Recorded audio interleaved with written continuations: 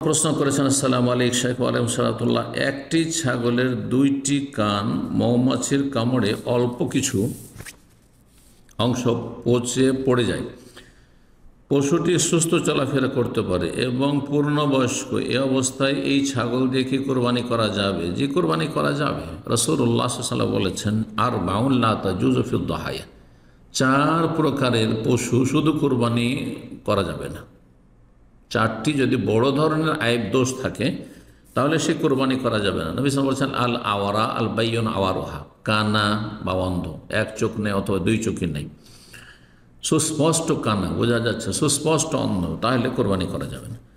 ওয়াল আরজা, আর যদি খোঁড়া হয়, ল্যাংড়া হয়, আল বাইয়ুন আরাজোহা, স্পষ্ট খুঁড়িয়ে খুঁড়িয়ে চলছে, তাহলে সেটা কোরবানি করে। ওয়াল মারিদা আল্লাতি আল বাইয়ুন মারাদোহা, আর এমন রুগ্ন যে সুস্পষ্ট, যে একেবারে রোগী, যেই রোগী পশুর গোস্ত খেলে ক্ষতি হতে পারে, ক্ষীণ একেবারে রোগের কারণে, তা কোরবানি করা যাবে না।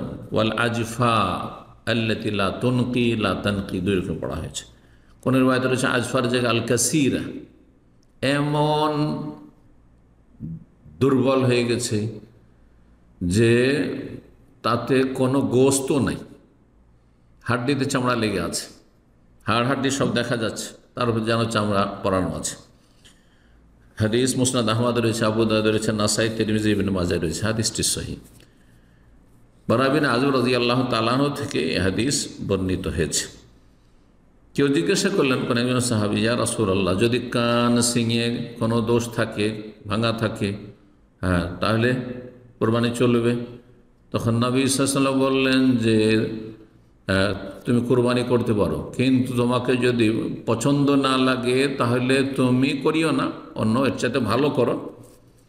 এইরকম ধরনের দোষ যেন না থাকে, কিন্তু ওয়ালা তুহাররিমহু আল আহাদ, অন্য কারো হারাম করে দিও না, যে না সিং ভাঙা থাকলে কোরবানি হবে না, কান কাটা আছে, লেজ কাটা আছে, সেজন্য কোরবানি হবে না, এমন ফতোয়া দিও না। তাহলে এই ধরনের হালকা দোষ ত্রুটি যদি থাকে, যেগুলোতে কোরবানির পশুর গোস্তের উপর কোনো প্রভাব পড়ে না, বড় ধরনের কোনো প্রভাব সে পশুর পড়ে না, যেমন চারটি এতে বড় দোষ, বড় আইব রয়েছে, এমন নয়, তাহলে সেগুলি মাকরুহ ওলামায়ে কেরাম বলেছেন।